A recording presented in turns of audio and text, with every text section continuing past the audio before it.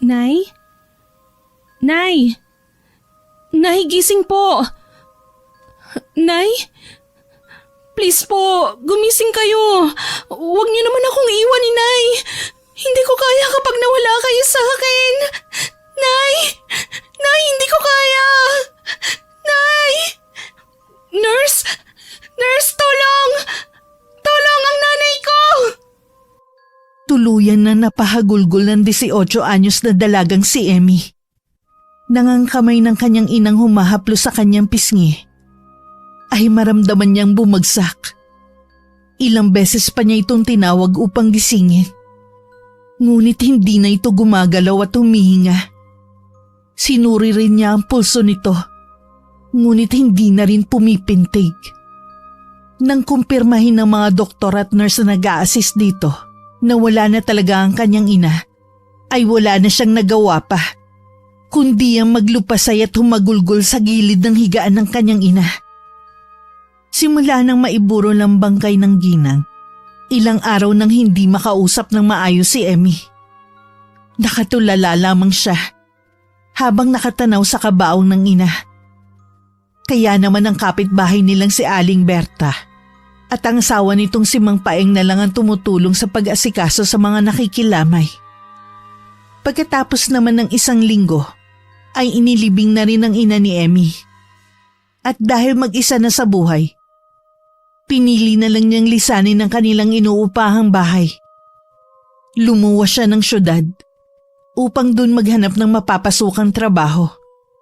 At inirekomenda siya ng pinapasukang ahensya sa isang 65 anyos na ginang na nagngangalang Dolores Tamayo.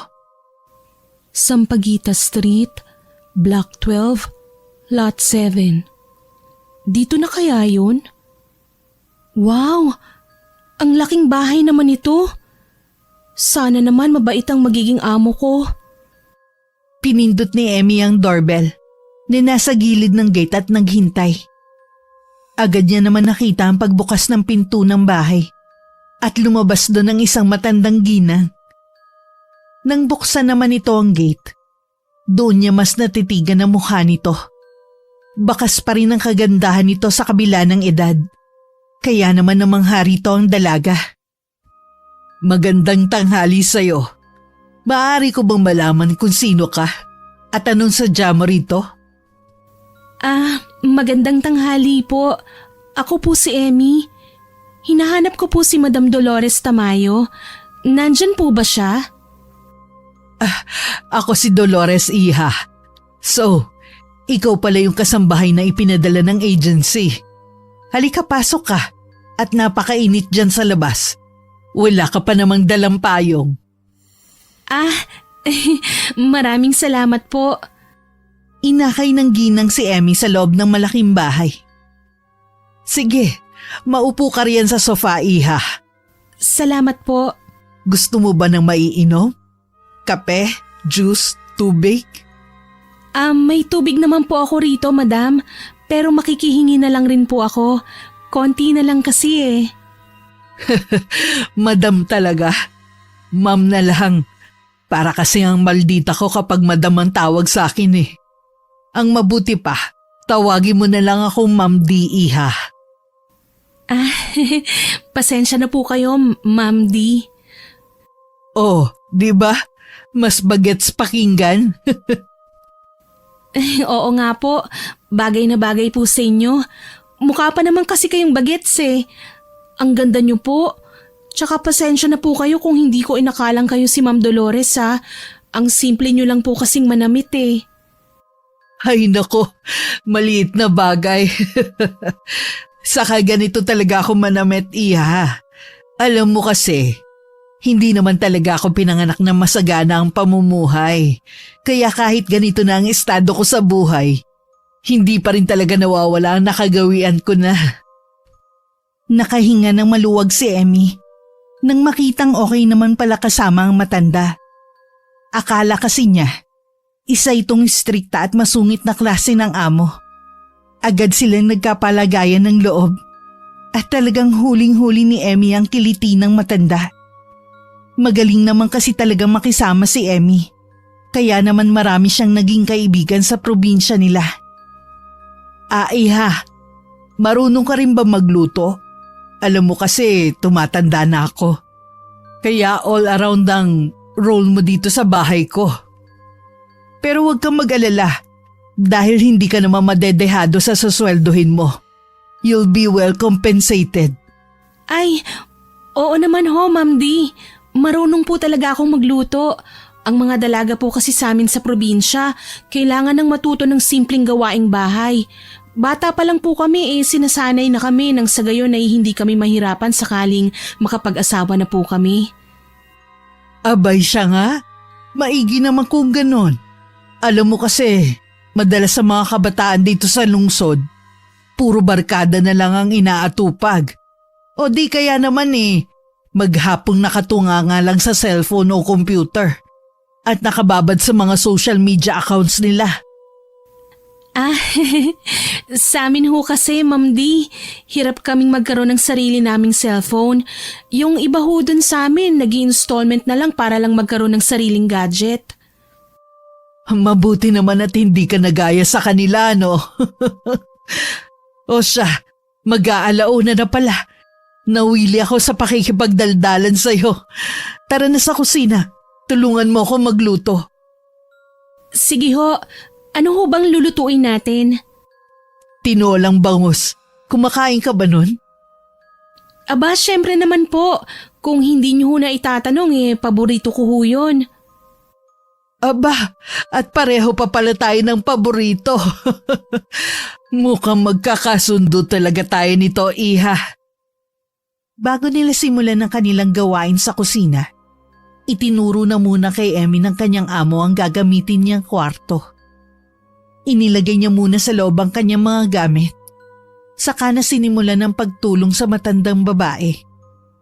Pagkatapos nilang dalawang magluto, agad na rin silang kumain. Maraming natutunan si Emmy sa matanda sa pagluluto. Kagaya na lang ng hindi nito paggamit ng vetchin sa mga putahin nito. Ayaw kasi na matanda ng lasa ng pagkaing may vetchin. Nang matapos naman silang kumain, agad nang hinugasan ni Emmy ang pinagkainan nila at pinaglutuan. Pagkatapos mo riyan, Iha, magpahinga ka na muna sa kwarto mo, ha? Bukas pa naman ang talagang simula ng trabaho mo. Sige ho, Ma'am D. Maraming salamat ho. Walang anuman yun. O siya, sige. Aakyat na muna ako sa kwarto ko. Ikaw na ang bahala rito, ha? Sige ho. May ngiti sa mga labi ni Emmy nang makapasok na siya sa maid's room quarter na nasa tabi lang din ng kusina. Alam niya kasing nakuha na niya ang loob ng kanyang amo at sinisigurado niyang magiging madali na para sa kanya ang tumira sa bahay na yun. Ayaw niya kasing matulad sa iba niyang kababaryo na nababalitaan niyang umuuwing luhaan sa kanila dahil malupit ang naging amo ng mga to. Pinapangako niya sa sarili na hindi siya hahantong sa ganung sitwasyon at makakaahon din siya mula sa putik na kinasasadlakan. Kinahapunan, nagpa siya na lamang na magwali si Emmy ng sahig dahil hindi siya sanay ng walang ginagawa. Habang abala sa paglilinis, ay bigla na lamang bumukas ang pinto dahilan upang mapabaling siya ron. Sa kanya namataan ng isang lalaking animoy isang anghel na bumaba mula sa langit. Para kasi sa kanya ay napakakisig nito. Moreno, matangkad at may magandang tindig. Excuse me. Sino ka? At bakit ka nandito sa bahay namin? Magandang hapon po, sir. Ano pong... James, anak, nandito ka na pala. Siya nga pala si Emmy, ang bago nating kasambahay. Ganun ba? Sorry, Emmy. Akala ko kasi kung sinong tao ka lang eh. By the way, ako nga pala si James. Nice to meet you. Nag-aalang ang inabot ni Emmy ang kamay ng lalaki. At para bang nahihiya siyang binitiwan nito agad. Napakalambot kasi ng kamay nito na animoy kamay ng isang babae. Taliwas sa kamay niyang batak na sa gawaing bahay, kaya magaspang na at maraming kalyo. Kiming na pangiti na lamang siya dahil sa paraan ng pagtitig sa kanya ng lalaki. Para kasing kinikilati siya nito sa pamamagitan ng mga titig na yon. Ang mabuti pa, iho, magbihis ka na muna at ipaghahanda kita ng merienda. Sige po, Ma. May anak po pala kayo, Ma'am D. Akala ko po kasi kayo lang ang mag-isa dito sa bahay ninyo. Hindi ko nga pala nasabi sa'yo kanina. Nakasama ko pa rin dito ang bunso kong si James. Ang dalawa kong anak lang ang nakabukod sa amin. Dahil may sarili na silang mga pamilya. Ganun ho ba? Ang gwapo ho pala ng anak nyo, no? Abay, syempre. Kanino pa ba magmamana kundi sa akin? Siya nga pala. Nagmerienda ka na ba? Hindi pa po ako nagmimerienda, Ma'am D. Nakakahiya naman ho kasing magkusa na maghanap ng makakain sa kusina nyo nang hindi nyo sinasabi. Ay nako, bakit ka naman mahihiya? Libre ang pagkain dito, iha. Saka ano ba yung bit-bit mo? Nagwawalis ka? Ay, opo. Wala po kasi akong magawa eh. Ay naku naman talagang bata ka. Sinabi ko namang magpahinga ka na muna at galing ka sa biyahe. O siya sige, tapusin mo na yan at sumunod ka sa akin sa kusina para makakain ka na rin ng merienda. Sige ho, Ma'am D. Nalaman ni Emmy na isa palang teacher sa isang public elementary school ang anak ni Ma'am D na si James. Graduate din ito na may Latin honors nung koleyo. Kaya naman hindi mapigilan ni Emmy ang humanga palalo sa binata. Dumaan ang mga araw at naging magaan nga ang pagtatrabaho niya sa malaking bahay. Mababait talaga ang kanyang mga amo at hindi siya itinuring nila na iba sa kanila. Para na nga siyang tunay na kapamilya nila base sa trato ng mga to. Sir James, gising na po pala kayo. Sakto at nakapagluto na po ako ng agahan. Halina po kayo. Uy, sakto. Nagkikrave ako ng daing ngayon eh. May kamatis pa. Ginutom tuloy ako lalo. Sige, pakitawag na lang si Mama sa kwarto niya para sabay-sabay na tayong kumain. Sige po. Nang makababa na ang dalawa, ay agad naman silang kumain ng agahan ng sabay-sabay. Pagkatapos ay muli nang gumayak ang binata upang pumasok sa trabaho. Naiwan na naman si Emmy sa kusina upang maghugas ng mga pinagkainan at pinaglutuan. Matuling lumipas ang mga oras at hapon na naman. Katulad ng mga nakaraang araw, inaabangan talaga ni Emmy ang pagdating ng kanyang among lalaki. Dahil ito ang inspirasyon niya para pag-igihin pa ang trabaho niya. 5:00 na ng hapon nang dumating ang binata. At agad naman niya itong sinalubong ng isang malapad na ngiti. Magandang hapon po, Sir James. Kumusta po ang araw nyo? Good afternoon din, Emmy. Nakakapagod ang trabaho pero dahil nandiyan ka, parang nawawala na ang pagod ko. Ay, sana naging kapatid na lang kita, no? Siya nga pala. Pasalubong ko para sa'yo. Ito. Wow, donuts! Salamat po, sir. Walang anuman. Sige. Aakit muna ako sa taas para makapagbihis. Siya nga pala. Ipagtemplo mo ko ng kape, ha? Sige po, sir. Ngunit agad na napalis ang malawak ng ngiti ng dalaga nang tuluyan nang mawala sa paningin niya ang lalaki.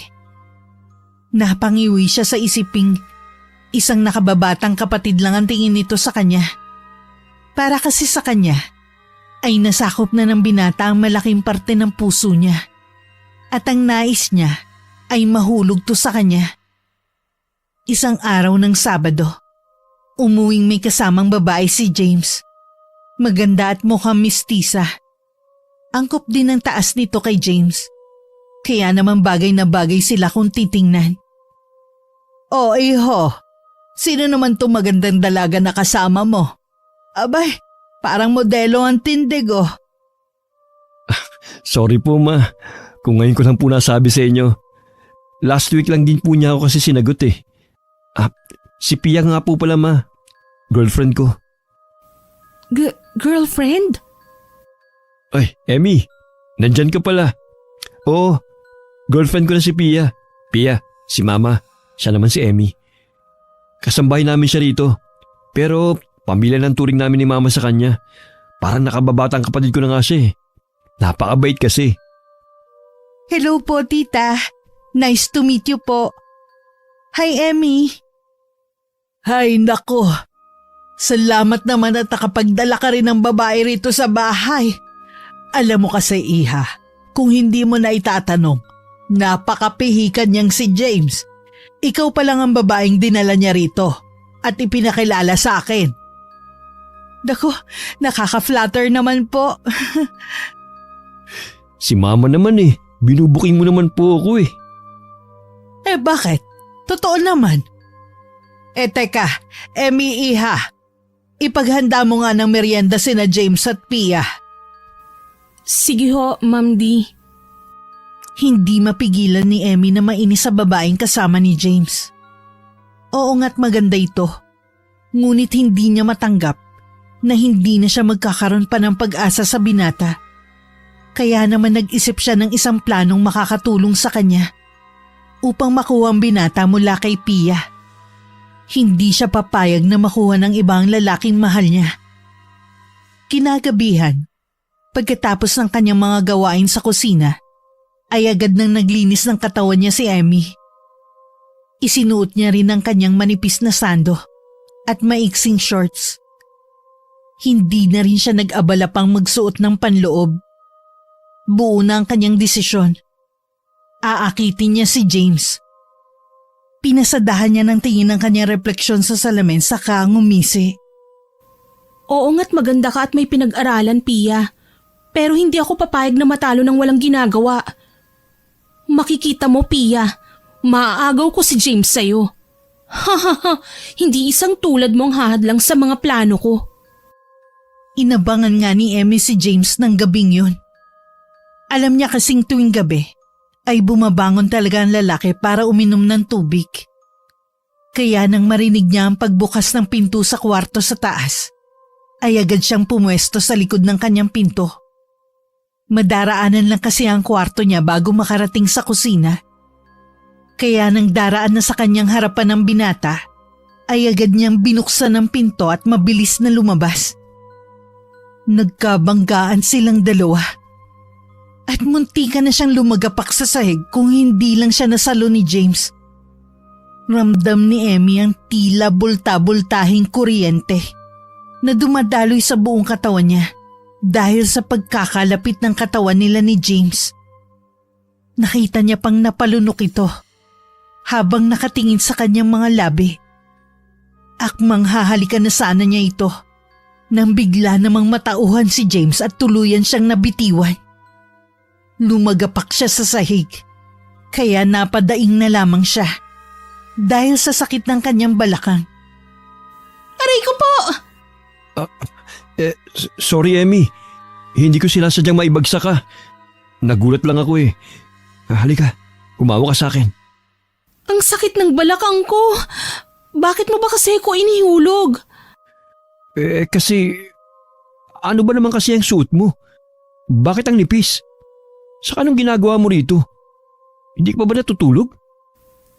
Nauuhaw po kasi ko eh. Pasensya na po. Sige. Kumuha ka na ng tubig mo riyan at pumasok ka na kagad sa kwarto mo. Opo. Agad namang kumuha ng tubig si Emmy. Habang panakanak ang sumusulyap sa binata na nooy nakatalikod sa gawin niya. Lihim siyang napangisi. Sa isiping may epekto rin pala siya sa binata. Yun nga lang napigilan nito ang sarili mula sa kasalanang maaari nitong magawa. Kinabukasan maagang gumising ang dalaga para maghanda ng agahan. Sinadya niyang magsuot ng t-shirt na hapit para lumitaw ang magandang hubog ng kanyang katawan. Wala naman kasi siyang uniforme na para sa mga kasambahay at tanging pambahay lang ang suot niya. Kaya wala siyang narinig na reklamo mula sa matanda nang makita siya nito. Napansin naman niya ang pag-iwas ng tingin sa kanya ni James. Kaya muli na namang sumilay ang mapanuksong ngisi sa kanyang mga labi. Iha, pagkatapos mong kumain, magbihis ka ha? Samahan mo ako sa mall at may bibilhin ako. Opo, Ma'am D. Ikaw ba, iho? May lakad ka ba? Wala naman po ma. Pero pupunta po rito mamaya si Pia. Ah, ganun ba? O sige, magdadala na lang kami ni Emmy ng panghimagas mamaya. Sabihin mo dito na siya mananghalian, ha? Sure po ma. Nang marinig yun ni Emmy, ay napairap na lang siya sa kawalan. Naisip niyang baka may milagrong gawin ng mga to habang wala sila. At dahil doon, agad na kumulo ang dugo niya. Ngunit habang nagbibihis siya sa kanyang kwarto, ay narinig niya ang boses ng binata na nasa kusina at tila ba may kausap sa telepono. Dahan-dahan niyang binuksan ang pinto at sumilip doon para makinig sa mga to. Ha? Eh bakit? Nasabi ko na kay mama na pupunta ka rito ngayon, honey. Emergency? Ay. Okay, sige. Okay lang yun, Han. Oo na, hindi ako galit, okay? Nagtatampo lang ako kasi quality time sana natin ngayon eh. Sakto pa sana dahil wala si na mama mamaya. Solong-solo sana kita. Sige. Mag-iingat ka ah. Ikumusta mo na ako na tito-tita. Okay, Han. I love you. Napangiwi siya sa narinig. Ngunit agad din yung napalitan ng isang mapanuksong ngisi. Nang may maisip siyang plano, nag-ipit siya ng bawang sa magkabila niyang kilikili para tumaas ang temperatura ng katawan niya. Maya-maya lang ay kumatok na si Ma'am D sa kanyang kwarto at tinawag siya. Agad naman siyang pumunta sa pinto at pinagbuksan ng matandang amo. Emmy, iha, nakapagbihis ka na ba? Tara na. Ma'am D, hindi ho yata ako makakasama sa inyo ngayon eh. Ha? Eh bakit naman? Teka lang, bakit namumula ka? At ang init mo rin? Nilalagnat ka yata. Ang totoo po niyan, kanina pa ho talaga masama ang pakiramdam ko. Pinipilit ko lang hong magtrabaho kasi kailangan. Hay Diyos ko, ano ka ba naman, Emmy? Bakit hindi mo naman agad sinabi? Hindi mo kailangan pilitin ang sarili mo magtrabaho kung hindi mo talaga kaya, lalo pat may sakit ka. Siya, sige, ako na lang ang aalis. Uminom ka na ba ng gamot? Hindi pa nga ho, Ma'am D. Teka, pahahatiran na lang kita rito kay James. Kailangan ko na kasi talagang umalis eh. At makikipagkita pa ako sa amiga ko na galing Singapore. Sige ho, Ma'am D. Ingat ho kayo. Ngiting tagumpay si Emmy nang makaalis na sa kanyang harapan ang among si Ma'am D. Agad naman siyang nagtungo sa kama at nahiga, saka nagtalukbong ng kumot. Hinintay niyang dumating si James at ilang sandali pa nga lang ay kumatok na ito sa pinto ng kanyang kwarto. May dala itong isang baso ng tubig at gamot. Bukas po yan. Emmy, sabi ni mama nilalagnat ka raw. Pati nga ako. Kanina pa po talaga masama ang pakiramdam ko, Sir James. Pinipilit ko lang talaga ang sarili kong magluto kanina. Ay, bakit kasi hindi ka kagad nagsasabi? Yan tuloy. Teka, inumin mo muna tong gamot. Kukuha lang ako ng pamunas para bumaba naman yung lagnat mo. Wag na po, sir. Ililigo ko na lang po ito. Hindi pwede, lalamagin ka. Sige na, huwag ka nang makulit. Sige po, sir. Lihim na nagbunyi si Emmy nang makitang gumana ang plano niya. Nang makabalik si James bitbit ang isang palangganitang tubig at malinis na bimpo, ay dahan-dahan siyang humugot ng malalalim na hininga. Agad naman nataranta si James. Saka siya dinaluhan pagkalapag dito ng mga bitbit sa lamesang katabilang ng kama. Emmy, ano nangyayari sa'yo? Bakit parang hinihika ka? Sir, parang hindi po ako makahinga.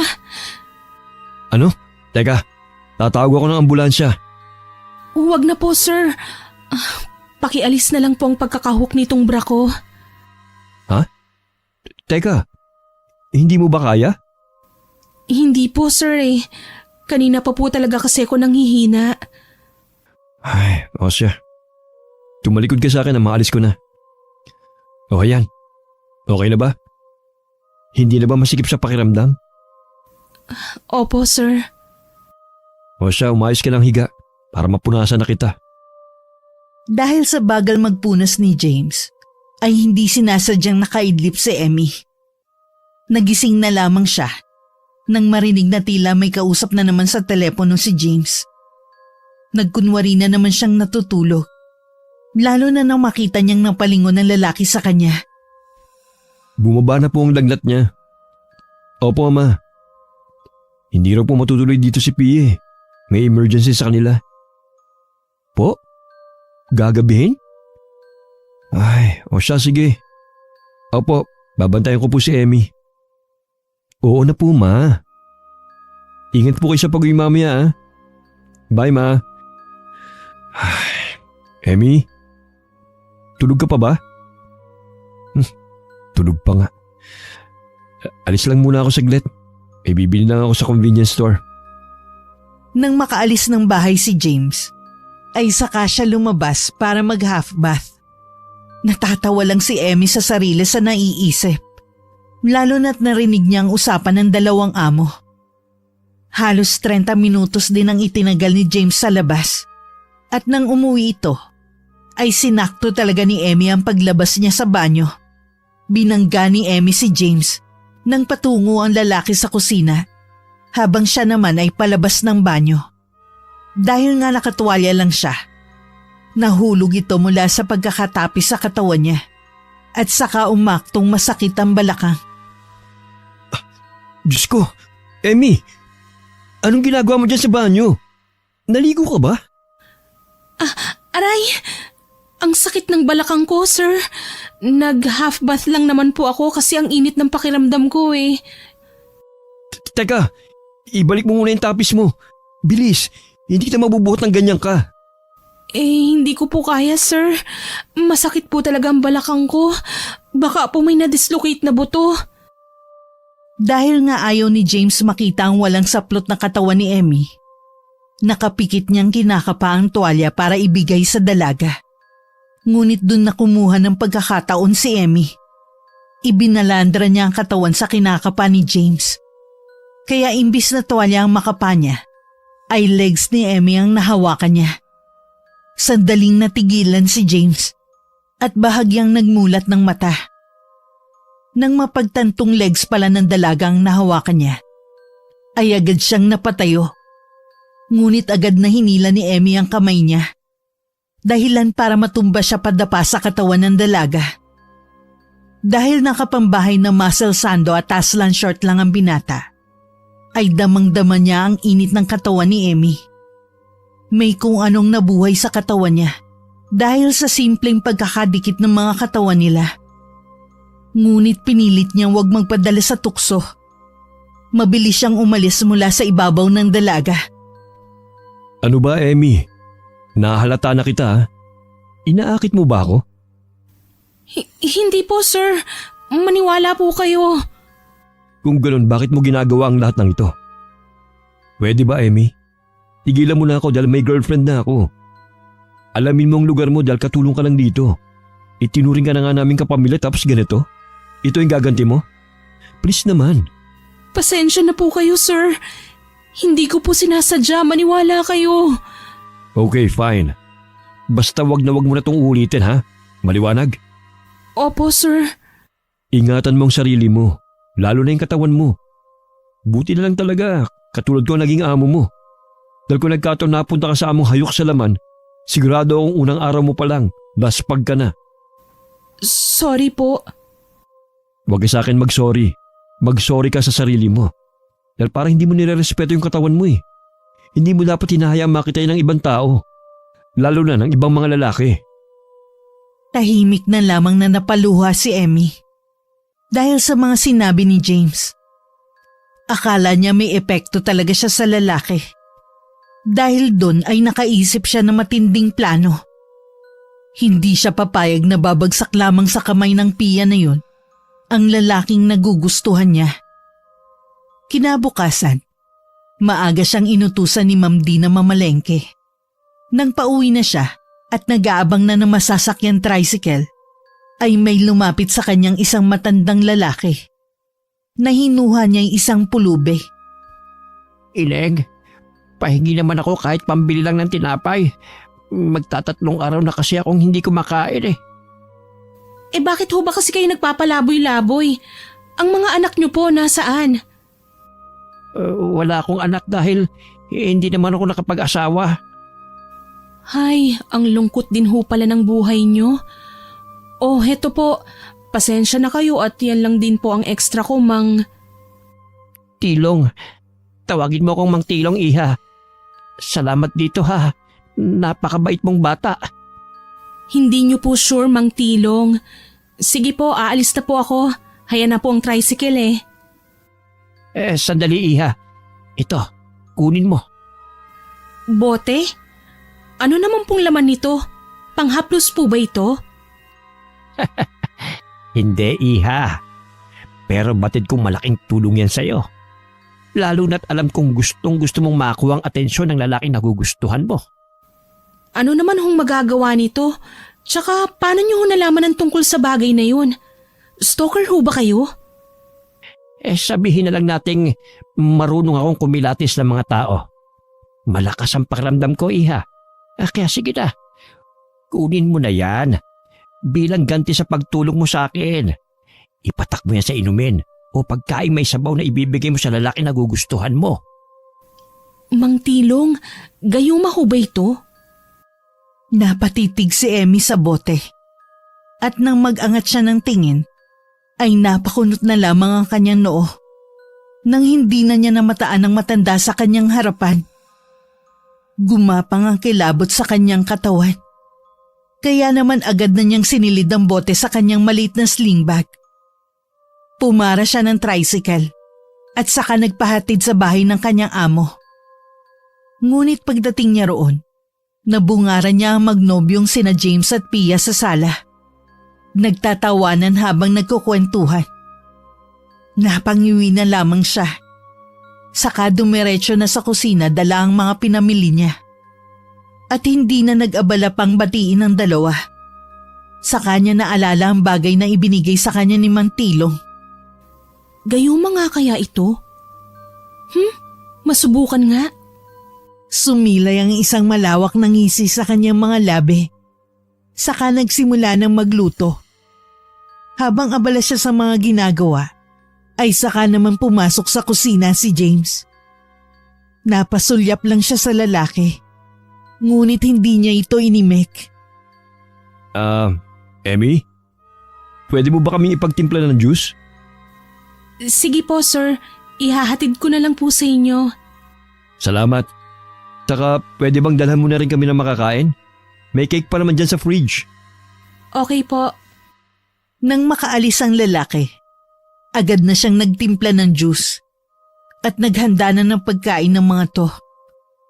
Ngunit bago niya dalhin ng mga yun sa sala, ay pinatakan niya muna ng likidong bigay ni Mang Tilong ang basong para kay James. Nakangisi niyang inihatid yun sa dalawa at mas lalo pang lumapad ang pagkakangisi niya nang magsimula na yung inumin ng binata. Salamat, Emmy. Sige na. Balikan mo na yung niluluto mo, baka masunog pa yon. Salamat, Emmy. Ang sarap nitong juice. Walang anuman po yun, Ma'am Pia. Sige po, babalik na po ako sa kusina. Oh, Emmy. Kanina ka pa ba nakauwi? Oo, Ma'am D. Nagluluto na nga po ako ng ulam para sa pananghalian. Abay, mabuti. Talaga maaasahan ka sa mga gawaing bahay. At dahil dyan, may ibibigay ako sa'yo. Ano ho ito, Ma'am D? Buksan mo. Nang makita ko kasi yan kahapon, ikaw kagad ang naisip ko, kaya binili ko na. Regalo na rin yan para sa isang masipag at mapagkakatiwalaang kasambahay na katulad mo. Nako, bibihira na talaga ang mga katulad mo sa panahon ngayon. Wow! Ang ganda naman ho ng dress na ito, Ma'am D. Naku, nag-abala pa ho kayo pero maraming salamat po rito ha. Walang anuman yun, Iha. Ay siya nga pala. Kumusta na ang pakiramdam mo? Maayos na ho, Ma'am D. Binigyan ho kasi ako ng gamot ni Sir James kagabi kagaya ng bilin niyo sa kanya. Salamat ho. Mabuti kung ganon. O sige, pupuntahan ko muna yung dalawa sa sala ha. Ikaw na ang bahala riyan. Oho, Ma'am D. Buong araw na nagmatsyag at nagbantay si Emmy sa magiging epekto ng likido sa binata. Ngunit sumapit na lang ang gabi ay tila wala naman siyang napapansin dito. Tuloy ay inis siyang nahiga sa kanyang kama ng gabing yun. At dahil sa pagod sa mga gawain buong araw, ay agad din naman siyang naigupo ng antok. Nang mga sumunod na araw, ay ipinagpatuloy pa rin niya ang paglalagay ng likido sa mga inumin na ibinibigay niya sa binata. At nang isang gabing itatapon na sana niya yun sa likod bahay, nakita naman siya ni James. Emmy? Anong ginagawa mo riyan? Gabi na. Nagpapahangin lang po ako, Sir James. Kayo po, hindi pa po ba kayo matutulog? Hindi pa. Naiinis kasi ako eh. Kailangan kong uminom. Nag-away kasi kami ni Pia. Po? Bakit naman po? Parang biglaan naman yata. Nung nakaraan lang ang sweet-sweet niyo pa pong dalawa. Yun na nga eh. Hindi ko rin maintindihan ang sarili ko. Parang nawawalan na ako ng gana sa kanya. Ha? Paanong nawawalan po ng gana? Hindi ko maipaliwanag eh.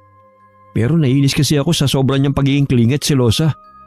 Minsan nga eh, nahuli niya ako nakatingin sa'yo. Mantakin mo ba namang sampaling kagad ako? Sino hindi mainis nun, di ba?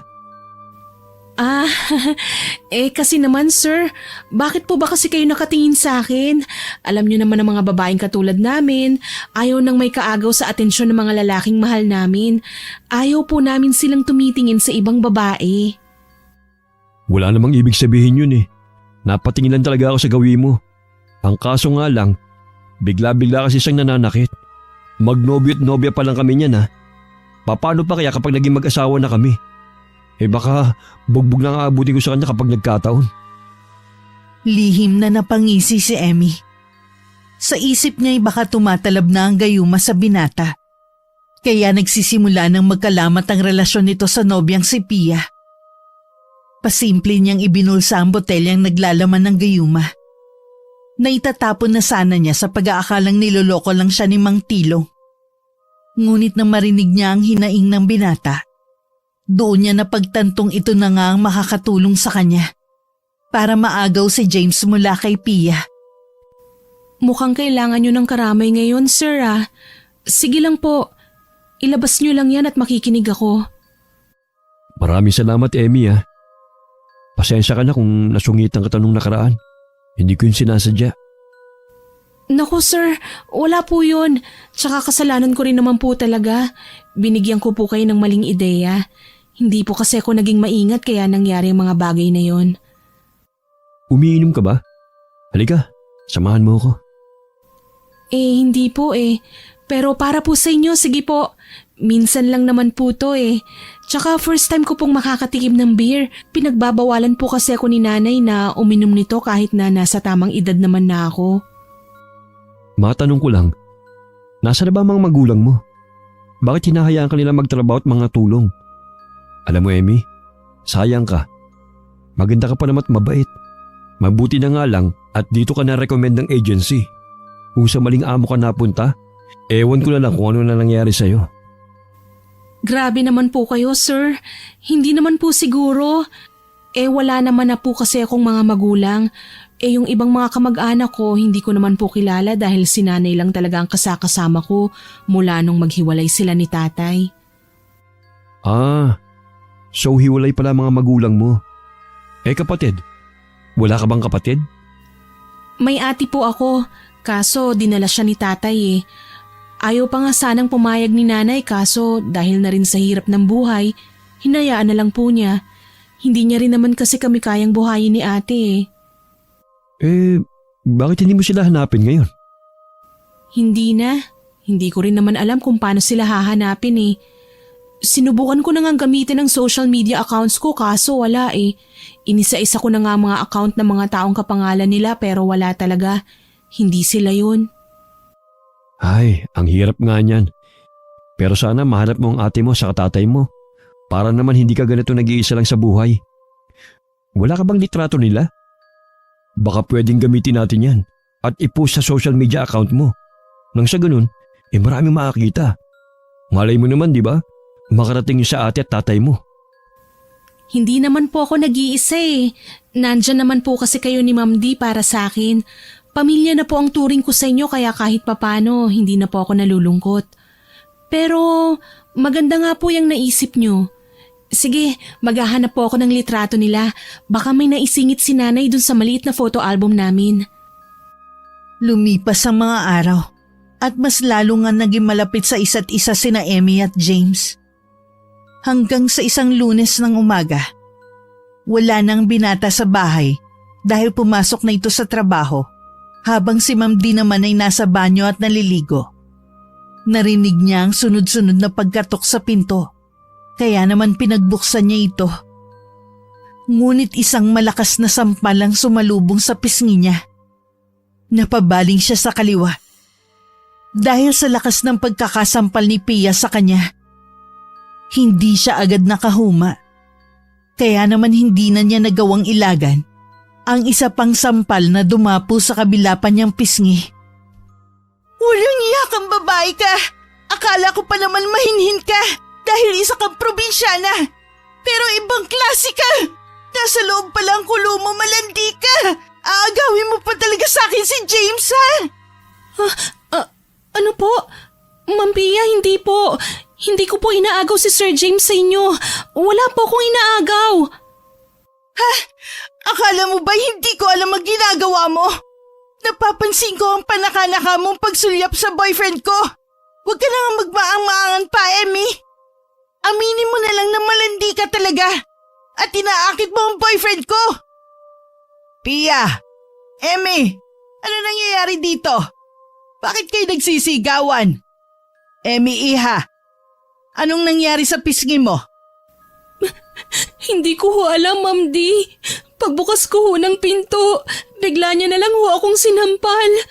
Pinararatangan niya ho ako sa isang kasalanang hindi ko naman ho ginagawa. Aba, at napakagaling mo rin palang artista, no? Pa-victim ka. Kahit alam mong ikaw ang may kasalanan, naguhugas kamay ka. Huwag kayo maniwala sa babaeng yan, tita. If I know, may masamang balak ang malanding babaeng yan. Kaya niya inaakit ang anak ninyo. Ano? Gusto mo mapunta sa'yo si James? Inaakit mo siya para patulan ka niya. At kapag nabuntis ka, saka ka maghahabol. Gold digger! Walang ano-ano'y sinugod ni Pia si Emmy ng sabunot. Huwag po! Tama na po, Ma'am Pia! Huwag niyo po akong sabunutan. Masakit po! Pia! Tama na yan! Maawa ka naman kay Emmy. Sa nakikita ko wala namang ginagawa si Emmy, iha. Nabilog na rin po ba ng babaeng yan ang ulo niyo, tita? Inaakit niya si James. Bakit ba siya pa rin ang kinakampihan ninyo? Hindi ko kinakampihan si Emmy, iha. Hinuhusgan ko lang kung ano ang nakikita ko. Pero sige, hayaan mo't kakausapin ko si James mamaya pag uwi niya. Sa ngayon umuwi ka na muna. Magpalamig ka ng ulo. At bukas ka na lang ulit bumalik dito para makapag-usap tayo. Isang matalim na tingin ang ipinukol ni Pia kay Emmy bago ito tuluyang umalis. Hinagod naman ni Ma'am D ang likod ni Emmy para patahanin ito mula sa pag-iyak. Nang medyo kumalma na siya, ay sinabihan siya na matanda na magpahinga na muna sa kanyang kwarto at mamaya na ituloy ang mga ginagawa. Sinabihan din siya nito na lapatan ng cold compress ang pisngi nitong namamaga dahil sa pagsampal ni Pia. Nang hapon ding yun, pagdating ni James mula sa trabaho, ay agad ditong pinagbihis ni Ma'am D sa kaniyayang magmerienda. At habang nagmimerienda, saka binuksan na matanda ang topic tungkol sa nangyayari sa relasyon nila James at Pia. Si Emmy naman, nasa kusina lang at nakikinig sa usapan ng mag-ina. Tapatin mo nga ako, anak. Ano bang nangyayari sa inyo ni Pia? Po? Bakit yun naman po naitanong, ma? Maayos po kaming dalawa. Nagsasabi ka nga ba ng totoo? Ma naman, ano po bang akala niyo sa akin? Si Pia po ang gumagawa ng ikasisira namin dalawa. Bakit? Ano bang ginagawa niya sa'yo, iho, na hindi mo nagugustuhan? Masyado po siyang clingy at selosa. Gusto niya, siya palaging nasusunod. Tsaka nananakit na rin po siya eh. Kung ngayon pa nga lang na hindi pa kami kasal, ina-under niya na ako. Paano pa kaya pag kinasal na kami? Kung gano'n naman pala bakit hindi niyo pag-usapan ng bagay na yan? Kailangan niyong ayusin ang problema ninyo. Yun na nga po, ma eh. Kinakausap po naman po siya pero lagi niyang pinaiira ng galit niya. At saka hindi siya nakikinig sa mga hinaing ko eh. So anong gagawin mo? Ipagpapatuloy mo pa rin ba ang relasyon niyong dalawa? Ayoko na po, ma. Nagsasawa na po ako sa ugali niya eh. Alam niyo, mas mabuti pa nga si Emmy. Naiintindihan niya ako. Mas mabait pa si Emmy kaysa sa kanya. Siya ito may pinag-aralan at mas matanda kay Emmy. Pero kung umasta siya, para siyang batang paslit na kailangang ibigay ang lahat ng gusto niya. Binabanggit mo rin ba ang pangalan ni Emmy kapag magkasama kayo ng nobya mo? May isang beses na naipagkumpara ko silang dalawa. Kaya mas lalo po siya nagalit. Tapos kung ano nang salita ang binato niya sa akin. Kesyo kinakabit ko raw si Emmy. Hindi nga ba? Ma, mabait po si Emmy. Hindi bagay sa kanyang ginagawang kabit. Hindi niya deserve yun. Dapat maranasan ni Emmy kung paano siya itrato ng tama ng isang lalaki. Hindi na namalaya ni Emmy na naluluha na pala siya. Dahil sa mga naririnig mula sa binata. Ni hindi na nga niya alam kung epekto pa ba yun ng gayuma. Dahil parang natural lang ang reaksyon ng lalaki. Habang kausap ang ina nito. Taliwas sa inaasahan niya magiging epekto ng gayuma. Na parang mauulol sa kanya ang lalaki. At halos hindi na malaman ng tama at mali. Kinabukasan, maaga siyang nagising para magluto ng agahan nila. Nang matapos ay lumabas muna siya para magwalis ng bakuran at magdilig ng mga halaman. Habang abala sa gawain, ay narinig niyang may sumisitsit sa kanya. Nagpalingalinga siya sa paligid at doon niya nakita sa labas ng bakod ang matandang pulubi na si Mang Tilo. Sinesenyasan siya nito na lumapit. Mang Tilong? Ano hong ginagawa niyo rito? Napadaan lang ako, iha. Dito ko pala nagtatrabaho. Oh, O ano? Gumana ba yung ibinigay kong gayuma? sabi ko na nga ba gayuma yun eh. Pero opo, tumatalab nga ho. Teka, ano yung nasa piski mo, iha? Pasa ba yan? Namabaga ang mukha mo. Ito ho ba? Sinampal lang naman ho ako ng magaling na nobya ni Sir James. Ay, hindi mo dapat hinahaya masaktan ka ng iba. Paano yan? Anong gusto mong mangyari? Gusto ko nga hong hiwalayan na talaga ni Sir James si Pia. Pero paano hong mangyayari yun? Ayaw bumitaw ng malditang babaeng yun. Gusto mo bang mawala na siya ng tuluyan sa landas mo? Ho? Paano naman hong mangyayari yun? Huwag niyo hong sabihing... Hindi, mali ka nang iniisip mo. Hindi natin papatayin yung babae. Tuturuan lang natin siya ng leksyon. Anong leksyon ho? Tsaka paano ho natin yun gagawin? Sa pamamagitan ng kulam. Ho? Kulam? Gumapang ang kilabot sa buong katawan ni Emmy nang marinig ang sinabi ng matanda. Lalo na nang sumilay ang isang nakakalokong ngisi sa mga labi nito. Idagdag pa ang paglitaw ng maiitim nitong mga ngipin na animoy kumain ng tinta. Ano na, iha? Huwag ka na mag-isip pa. Libre ang pagtulong kong ito sa'yo kaya tanggapin mo ng inaalok ko. Ikaw rin. Nasa huli ang pagsisisi. Sige ho, ano hong kailangan kong gawin? Kailangan mo lang akong ikuha ng ilang hibla ng buhok mula sa kanya. Yun lang ho. Wala na ho kayong ibang kailangan? Oo, Iha. Yun lang. O paano? Babalikan na lang kita rito para kunin ang kailangan ko. Nang sa gayon, ay maituloy na natin ang pagtuturo ng leksyon sa babaeng karibal mo na nagpapasakit sa'yo. Maya-maya'y narinig na lang ni Emmy ang pagtawag sa kanya ng amo niyang babae. Emmy! Ihahali ka na! Kumain na tayo! Oho, Ma'am Di. Mang Tilo? Mang Tilong? Hala, nawala na naman siya. Ibang klase. Uugod-ugod na pero ang bilis pa ring maglakad. Hay, ewan. Makapasok na nga lang sa bahay. Gutom lang siguro to. Lumipas ang 2 araw na hindi nagpapakita sa kanila si Pia. Akala nga ni Emmy ay nagkaayos ng 2. Subalit isang gabi, nagulat na lamang siya nang may biglang humablot sa buhok niya habang naghuhugas siya ng mga platong pinagkainan nila ng hapunan. Aray! Ano ba? Bitiwan mo ako! Piha! Piha, ano ba? Aba, at may gana ka pa talagang tawagin ako ng Pia lang, ha? Wala ka na talagang respeto sa aking babae ka. Matitikman mo talaga ngayon ang galit ko, ahas ka! Inahas mo ang boyfriend ko! Gold digger, mga agaw! Ahas! Ano ba? Hindi ko inaagaw si Sir James sa'yo.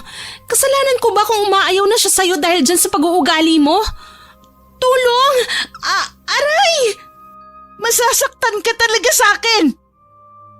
Binuksan ni Pia ang kalan at akmang ingungudgod na sana nito si Emmy roon. Nang biglang makabawi si Emmy at nahatak ang buhok ni Pia. Sa kanya naalala ang bilin ni Mang Tilo.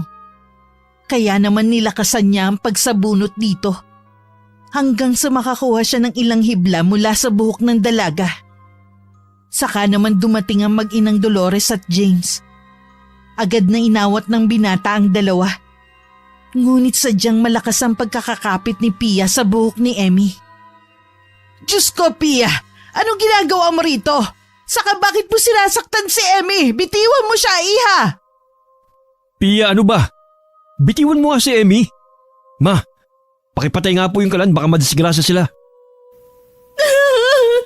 Pakiusap! Tulungan niyo ako! Ma'am Di! Sir James! Pia, bakit mo ba sinasaktan si Emmy? Ano na naman bang kasalanan niya sa'yo, ha? Tita, gold digger ang babaeng to. Can't you see? Dahil sa kanya nakipaghiwalay sa akin si James. Dahil sa babaeng ahas na to. Ahas siya. Inahas niya sa akin si James, tita. Pia, nadidinig mo bang sarili mo? Hindi kita hiniulan para kay Emmy. Nakipaghiwalay ako dahil sa ugali mo. Kaya pwede ba? Tama na yan kung ayaw mong tumawag pa ako ng pulis. Dahil sa sinabing yun ng binata, ay agad na natauhan si Pia at pabalyang binitiwan ng buhok ng kawawang katulong. Dinuro pa nito si Emmy bago tuluyang lisanin ng malaking bahay. Inalo naman ni James ang dalaga habang si Ma'am D naman ay nakakahalata na sa 2. Ngunit pinili ng matanda na ipagsawalang bahala yun. Alam niya kasing kapatid lang ang turing ng anak sa kanilang katulong at wala nang hihigit pa ron. Kinabukasan, nagulat na lang si Emmy nang biglang sumulpot sa harap niya ang matandang si Mang Tilo. Oh, bakit para ka nakakita ng multo yan? Bakit ho ba kasi kayo biglang sumusulpot? Nung nakaraan, bigla-bigla kayong nawala tapos ngayon na naman, para kayong kabuti na tumutubo lang kung saan. Pasensya ka na kung nagulat kita, iya. O siya, o ano? Nakakuha mo na ba yung kailangan ko? Oho, teka lang at kukunin ko sa kwarto. Sandali lang ho Sige, iha. Pakibilisan mo lang, ha? Nagmamadaling ang tinungo ni Emmy ang kwarto para kunin ang ilang hibla ng buhok ni Pia na nakasilid sa isang plastic na ziplock. Saka siya muling lumabas ng bahay para ibigay yun sa matanda. Saktong pagkabigay niya nun ay saka naman niya narinig ang pagtawag ni James sa kanya. At katulad nung nakaraan, paglingon niya sa matanda ay bigla na naman itong nawala. Emmy, sino kausap mo dyan? Ah, itong mga bulaklak. Kinakausap ko sila kasi sabi ng iba, mas gaganda raw ang tubo ng mga ito kapag kinakausap. Ganun ba? Tayo na sa loob. May papakita ako sa'yo. Ha? Ano naman yun? Nakita ko ng tatay mo. Nag-send siya sa akin ng mensahe sa social media account mo. Talaga ba?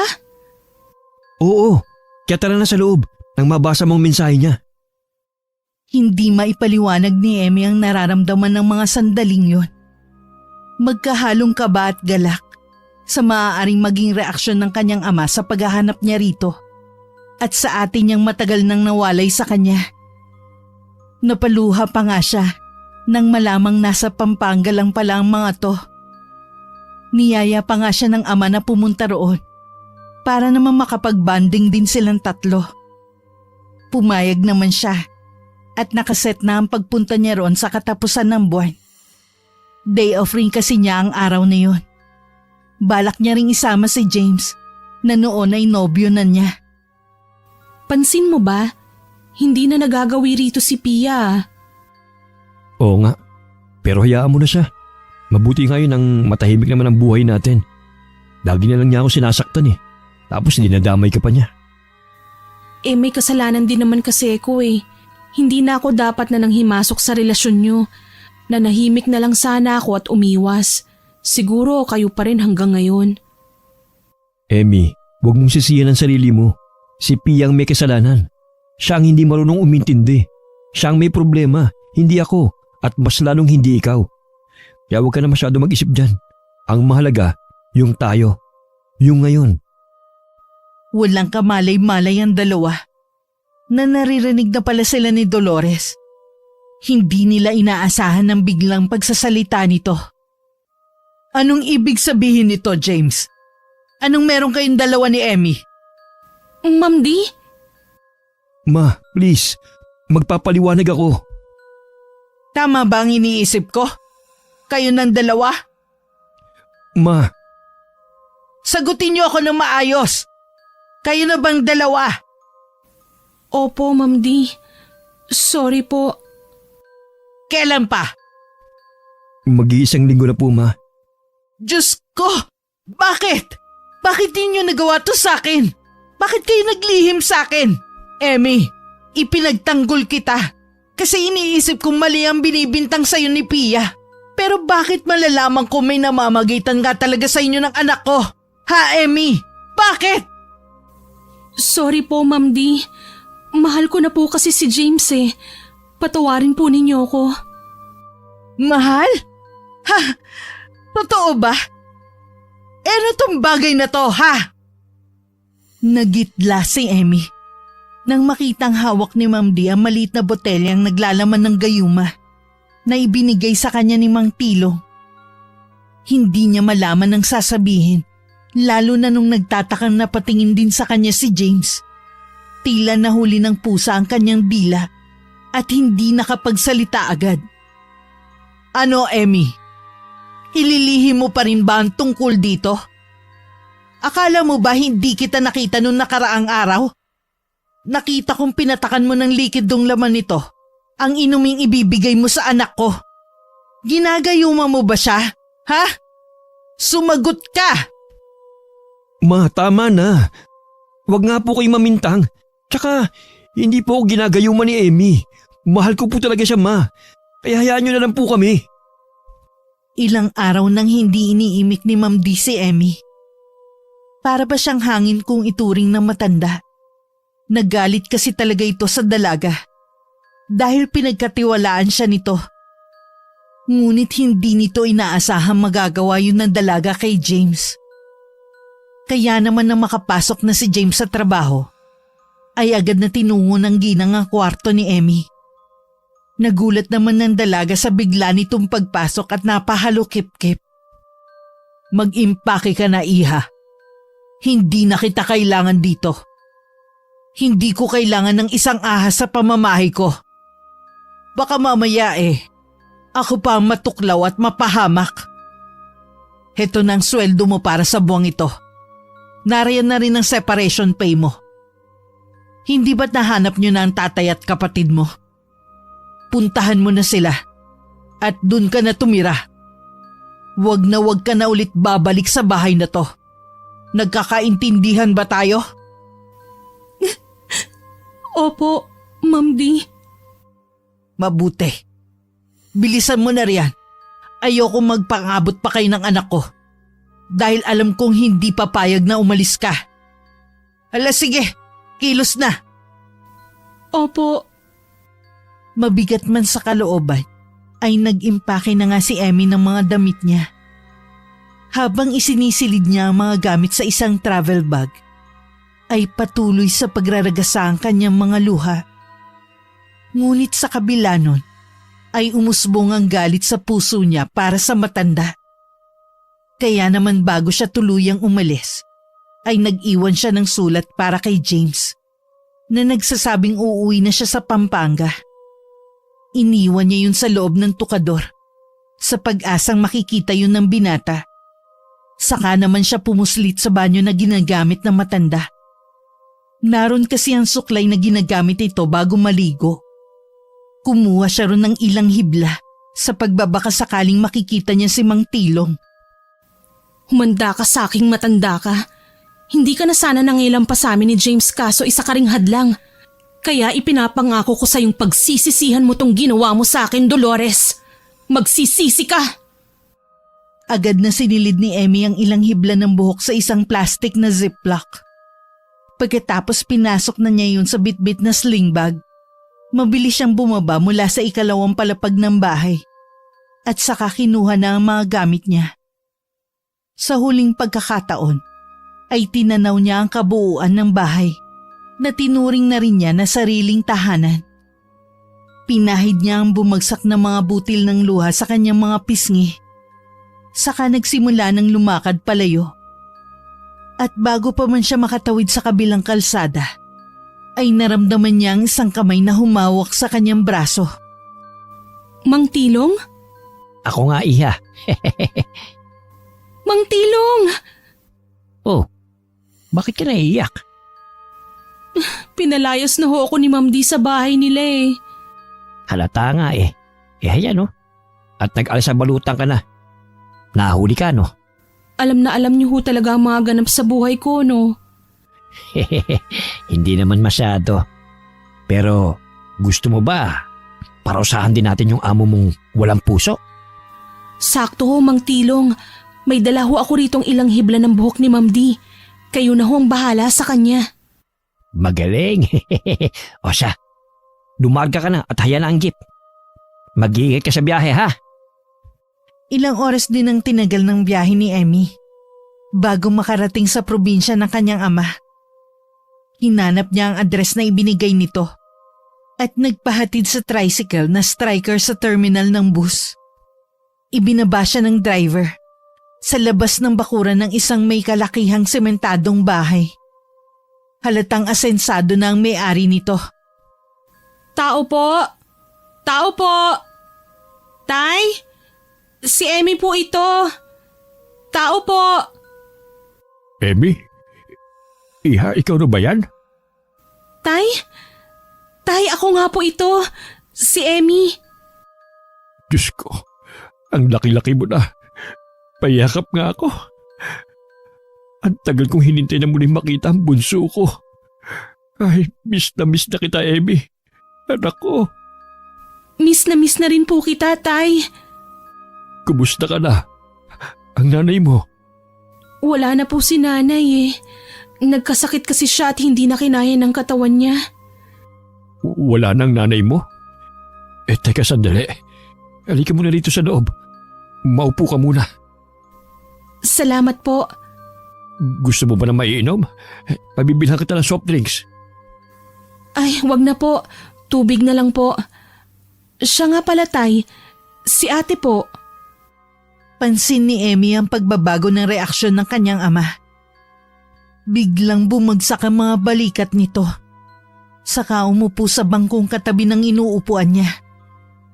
Napabuntong hininga pa nga ang tatay niya bago muling tumingin sa kanya. Nasa loob ng kwarto ang ate mo. Simula nang umuwi siya rito, hindi ko na siya makausap na maayos eh. Gusto mo ba siya makita? Opo, miss na miss ko na po siya eh. Halika, dun tayo. Niyakag si Emmy ng kanyang ama sa isang dulong silid na pagmamayari ng kanyang ate. Nang buksan ng tatay niya ang pinto, ay tumambad sa kanya ang isang madilim na kwarto. Nang masanay na ang kanyang paningin sa dilim, ay sa kanya nakita ang isang babaeng nakahiga sa kama at nakatalikod sa gawin nila. Tumulo ang mga luha ni Emmy dahil sa wakas, muli na niyang makikita at makakasama ang kanyang pinakamamahal na kapatid. Ate? Sofia, nandito na ang kapatid mo. Si Emily, nandito siya. Humunot ang noo ni Emmy nang tila parang pamilyar sa kanya ang boses ng kanyang ate. Binuksan niya ang ilaw ng kwarto, kaya naman dagling na pabangon ng babae. At dun na lubusan nakita ni Emmy ang itsura ng kanyang ate. Tila ba naaagnas ang kaliwang pisngi nito at nalalagas na ang buhok sa bahaging yon ng kanyang ulo. Napatakip ng bibig si Emmy dahil sa nakaririmarim na itsura nito. Napansin niya rin ang umbok sa tiyan ng ate niya. "Patayin niyo ang ilaw! Patayin niyo!" Pia? Emily, Tay, si Pia? Siya ang ate ko? Diyos ko, bakit hindi ko kagad napansin? Emmy anak, alam ko nasaktan ka ng ate Pia mo. Pero maaari bang bawiin mo ang ginawa mo sa ate mo? Po, tay, hayaan niyo na. ano pong ibig niyong sabihin, Tay? Isa akong manggagamot anak. At alam ko may kumukulam sa ate Pia mo. Kaya nga inimbitahan kita rito nang makausap kita ng personal. Ang sabi kasi ng ate Pia mo, nasaktan ka raw niya kaya nangyayari ang lahat ng ito sa kanya ngayon. Pero hindi ko po alam na si Pia ang ate Sofia ko. Ate, patawarin mo ako. Hindi ko sinasadya. Talagang nabulag lang ako ng galit ko sa'yo dahil sa ginawa mong pananakit sa akin kaya ako nagawang ipakulam ka. Tsaka, ikaw ang naging hadlang sa amin ni James. Naiintindihan ko, Emmy. Kaya nga sana mapatawad mo rin ako sa mga nagawa kong pananakit sa'yo. Kung hindi pa ako umuwi rito, hindi ko pa malalaman na ikaw pala ang kapatid kong matagal nang nawalay sa amin ni tatay. Hayaan mo ate, tatay. Hahanapin ko si Mang Tilong nang sa gayon ay mabawi ko ang sumpa ng kulam sa'yo, Ate Pia. Akala ko talaga hindi na kayo magkakaayos na dalawa. Natutuwa ko't naisan tabi niyong galit na nararamdaman niyo para sa isa't isa. Kung alam ko lang po na si Pia pala ang ate ko, nagpaubaya na sana ako. Hindi ko na sana tinutulan ang relasyon nilang dalawa. Nakagawa pa ako ng kasalanan at ginayuma ko pa si James para lang maagaw ko siya kay Ate Sofia. Kaya pala unti-unti na nagbabago si James. Ginagayuma mo nga siya. Sorry ate, hindi ko talaga alam ang ginagawa ko noon. Wala na tayong magagawa. Nangyari na ang nangyari. Sana lang maitama mo ang mga nagawa mo, Emmy. Tay, aalis po ulit ako. Kailangan kong mahanap si Mang Tilong. Sandali, halika rito. May ibibigay ako sa'yo. Ano po yan, Tay? Ipainom mo ito kay James. Kukontrahin ng likidong ito ang gayumang ipinainom mo sa kanya. Dalang determinasyong itama ang mga mali niya, ay muling lumuwas sa lungsod si Emmy kinabukasan. Nais niyang hanapin si Mang Tilong para pakiusapan itong itigil na ang pagpapahirap sa Ate Sofia niya. Alam niyang hindi na siya pwede pang bumalik sa bahay ng kanyang dating amo. Ngunit wala naman siyang ibang mapupuntahan. Pinindot niya ang doorbell na nasa gilid ng gate. Ngunit wala ni isang lumabas mula sa bahay. Nakailang pindot pa siya rito, ngunit mukhang walang tao sa bahay. Aalis na sana siya Nang makita ang isang pamilyar na sasakyan na paparating, huminto ito sa harapan niya. At mula sa driver's seat, lumabas si James. Mugto ang mga mata nito at nangangalumata rin.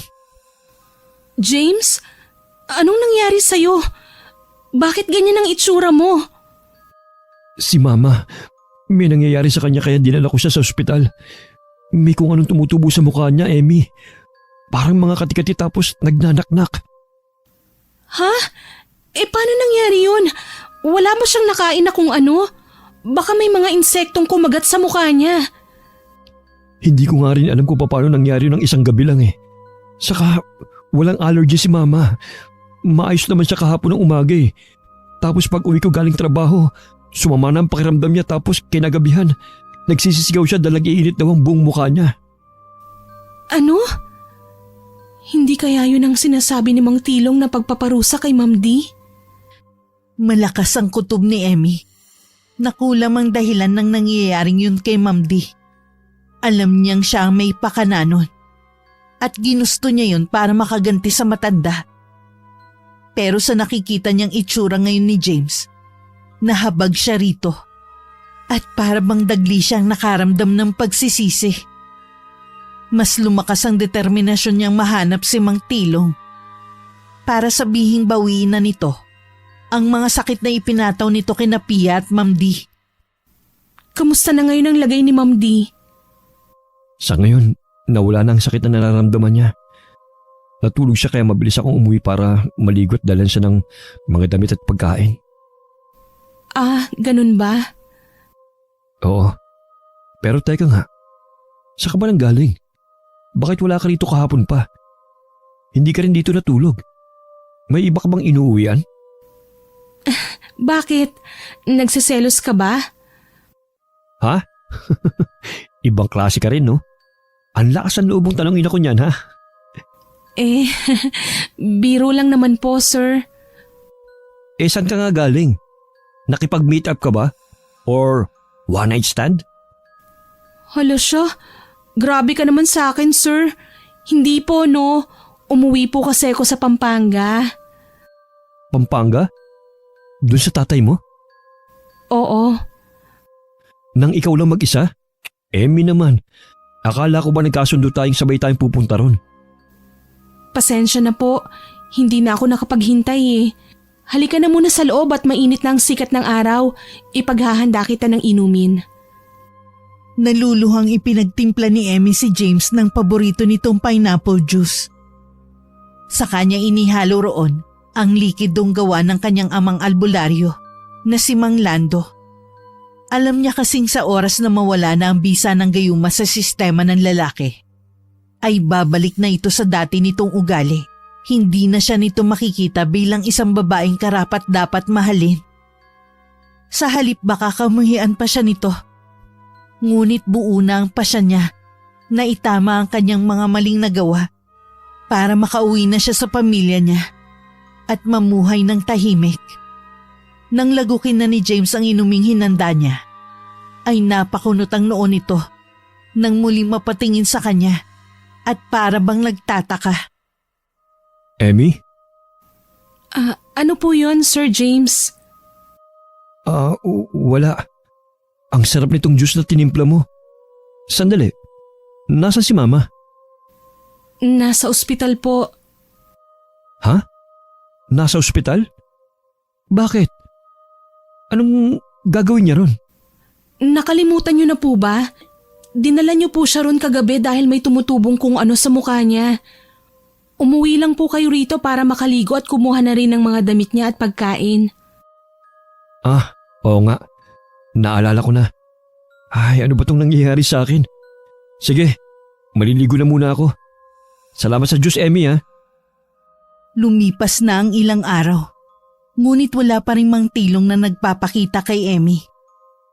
Nawawalan na siya ng pag-asang mababawi pa ang sumpakin na Ma'am D at Pia. Kaya namang pinili niyang umuwi na lang ulit ng Pampanga.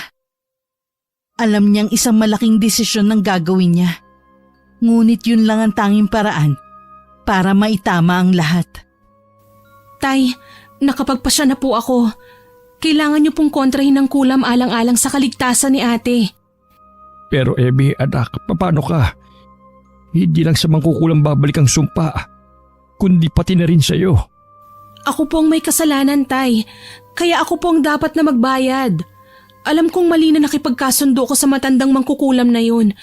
Kung hindi lang sana ako nagpadala sa emosyon ko, hindi sana mangyayari ang lahat ng ito. Tsaka Tay, 2 buhay po ang nakasalalay rito. Anong ibig mong sabihin, anak? Tay, ipinakulam ko rin po si Ma'am D. Naging tutol din po kasi siya sa amin ni James kaya ako nagawa yun. Pero nagsisisi na po ako. Alam kong walang kapatawaran ang ginawa ko dahil para ko na rin isinanla ang kaluluwa ko sa demonyo sa ginawa kong yun. Kaya para po makabawi, hayaan niyo na po akong saluhin ng parusa. Ayaw sana ng tatay ni Emmy na kontrahin ng kulam. Subalit dahil sa pamimilit ng dalaga, ay nagpasya na lamang itong gawin ang nais ng anak. Tama rin naman kasi ang layunin ng dalaga. At kailanman, hindi magiging solusyon sa problema ang paghingi ng tulong sa mga kampon ng dilim. Inihanda na lamang ni Emmy ang kanyang sarili, sakaling bumalik na nga sa kanya ang sumpa. Kinagabihan, agad isinagawa ni Mang Lando ang ritual para sa pagbabalik ng pataw na parusa sa tunay na may sala. Si Emmy naman na nasa katabing silid ng kanyang ate ay nagsisimula ng makaramdam ng kakaibang init sa kanyang katawan. Para ba yung sinisilaban na hindi niya mawari? Nangati rin ang buo niyang katawan at maging ang kanyang tiyan ay unti-unting umuumbok. Ah! Ang sakit! Tay! Ang init po! Ah! Para akong nasasunog! Tay! Ngunit isang nakakatakot at nakakasindak na pagtawa lamang ng isang lalaki na tila galing pa sa ilalim ng lupa ang naririnig niya sa bawat sulok ng kwarto. Umaalingaw-ngaw ito na para bang naaaliwang kung sino mang nakamasid sa kanya sa nararamdaman niyang paghihirap. Basang-basa na ng pawis ang buong katawan ni Emmy na para bang binuhusan ng maraming tubig sa kanyang higaan. Wala ring humpay ang pag-iyak at pagdaing ng dalaga habang humihingi ng tulong. Ilang sandali pa, tumigil na ang pagpapahirap sa kanya. Ngunit ramdam niya ang tila pagkaagnas ng mukha niya. May nakaparin siyang mga bukol sa kanyang katawan. At nang akmang tatayo sana siya, hindi niya maigalaw ang kanyang mga paa. Saka naman pumasok sina Pia at Mang Lando na parehong nag-aalala. Emmy! Diyos ko! Emmy! Ate, patawarin mo ako sa mga nagawa ko sa'yo. Kung mahal mo talaga si Sir James, maaari mo na siyang balikan. Wala nang bisa ng gayuma, kaya malaya na kayong ituloy ang naudlot niyong relasyon dahil sa akin. Hayaan mo, anak. Gagawa si tatay ng paraan para mawala ang sumpa ng kulam sa'yo. Talagang mali ka lang ng taong hininga ng tulong. Kasalanan ko naman po ito eh. Kung hindi sana ako nagpadalos-dalos ng desisyon, hindi sana ako hahantong sa pagpapakulam kina ate. Pero nagawa ko na po. Hindi pa huli ang lahat, Emmy. At masaya ako dahil marunong kang umamin sa nagawa mong kasalanan. Hindi nagkamali si nanay sa pagpapalaki sa'yo. Ang matandang mangkukulam na yun ang dapat nasisihin dito. Ginamit niya ang pinagdaraanan ni Emmy para mapilitan itong gumawa ng masama. Nilinlang niya ang kapatid mo, Pia. Tay, gagaling pa po ba ako? Gagawin ni tatay ang lahat, ha? Pagagalingin kita, anak. Kinabukasan, isang hindi inaasahang bisita ang dumating sa kanilang tahanan. Tahimik na nagkakape ang tatlo sa may sala nang biglang may kumatok sa pinto. Nagulat pa ang dalawang dalaga nang pagbuksan ni Mang Lando sina James at ang ina nito. Magandang araw po. Ako po si James, yung nakachat niyo po nung nakaraan. Ah, natatanda kita. Hali kayo, pasok. Gusto niyo rin ba ng kape? Ipagtitimpla ko kayo. Sige po. Tila may open forum sa pagitan nilang lima ng umagang yun. Doon nalaman ni na James ang ginawa ni Emmy. At doon din nalaman ni Emmy na si Mang Tilong pala ay tatay ng dating katulong ni na Dolores na nagpakamatay dahil sa maling paratang. Napagbintangan kasi ito na nagnakaw ng isang alahas na bigay ng yumaong asawa ni Dolores. Pero ang totoo, ang isang katulong ang gumawa nun at sinet up lamang ito para mapalaya sa bahay ni na Dolores. Hindi totoong walang asawa at anak si Tilong, Emmy. Gawa-gawa lang niya ang kwentong yun para magpaawa sa'yo. Pero ang totoo, gagamitin ka lang niya para gantihan kami. Ang walang yang matandang yun? Kayo lamang ang may atraso. Pero hindi niya na dapat pang idinamay ang anak ko na walang kalaban-laban. Ikaw lang ang may nagawang mali sa kanya. Pero bakit pati si Pia? Pinatawan niya ng sumpa. Dahil nasaktan ko po ang matandang yun. Minata ko po siya dahil po sa itsura niya. Ano ka mo? Pia, hindi kita pinalaking ganyan. Alam kong mali ang ginawa ko, Tay. Dahil hindi niyo naman ako pinalaking mata pobre. Ang kaso, nagkataon lang talagang bad trip ako ng mga sandaling yun. Kaya siya ang napagbuntunan ko ng inis at galit ko. Tay, pinagsisisihan ko na po yun. Pero huli na para magsisipiya. Siguro magsilbi na lang sana itong leksyon sa ating lahat na ang lahat ng ginagawa natin may bumabalik na karma. Depende na lang kung mabuti o masama. Tama ka, iho. Kaya sana mahanap ni Tilong sa puso niya ang pagpapatawad sa iyong ina at kay Pia. At sana, wala rin siyang iba pang mabiktima gamit ang itim na karunungan. Sinikap nilang lahat na mamuhay ng tahimik at walang inaapakang ibang tao.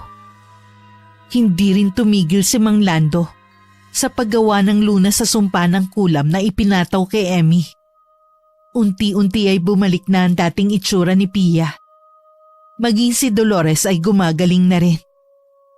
Nagkabalikan si Pia at James, habang si Emmy naman naging masaya at kontento na sa pagmamahal na natatanggap niya mula sa kanyang natitirang pamilya. Wakas. Nay? Nay!